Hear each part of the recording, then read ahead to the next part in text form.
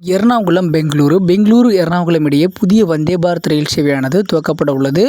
November 8ஆம் தேதி முதல் நவம்பர் 8ஆம் தேதி பாரத பிரதமர் அவர்களால் சிறப்பு ரயில் சேவையாக துவங்கப்படும் இந்த ரயிலானது வருகின்ற நவம்பர் 11ஆம் தேதி முதல் வழக்கமான சேவையாக இயக்கப்படும்.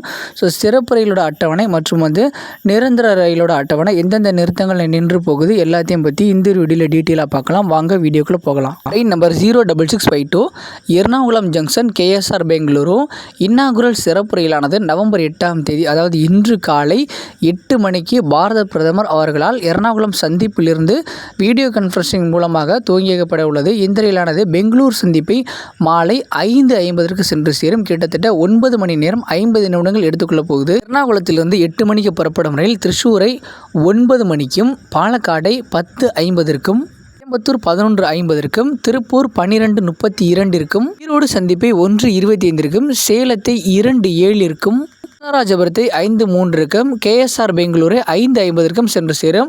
வந்தே பாரத் ரயில் இவ்வளோ நேரம் எடுத்துக்குது அப்படின்னு பார்த்தீங்கன்னா, ரயில் செல்லும் வழித்தடத்தில் உள்ள அனைத்து ரயில் நிலையங்களும் இந்த ரயிலுக்கு உற்சாக வரவேற்பானது வழங்கப்பட உள்ளது. அதனால தான் இவ்வளோ டைமிங் கொடுத்து வச்சுருக்காங்க.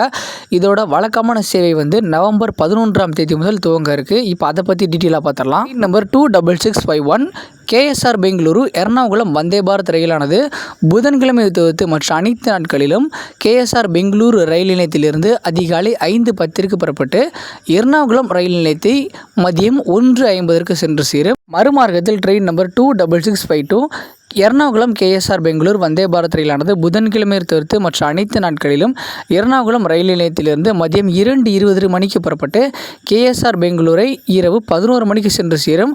கிட்டத்தட்ட 624 கிலோமீட்டர் தூரத்தை இந்த ரயில் கடக்கிறதுக்கு 8 மணி நேரம் 40 நிமிடங்கள் எடுத்துக்கொள்ளப் போகிறது. இப்போ இந்த ரயில் எந்தெந்த நிறுத்தங்களில் நின்று செல்லும் அப்படிங்கிறத பார்த்துடலாம். கிருஷ்ணராஜபுரம், சேலம், ஈரோடு, திருப்பூர், கோயம்புத்தூர், பாலக்காடு, திருச்சூர் ஆகிய ரயில் நிலையங்களில் இரு திசைகளிலும் நின்று செல்லும். இந்த வந்தே பாரத் ரயிலானது 8 பெட்டிகள் கொண்ட வந்தே பாரத் ரயிலாக தான் இயக்கப்பட இருக்கு. ஒரு பெட்டி எக்ஸிக்யூட்டிவ் சேர்க்கார் பெட்டியாகவும், ஒன்று சேர்க்கார் பெட்டியாகவும் இயக்கப்பட இருக்கு.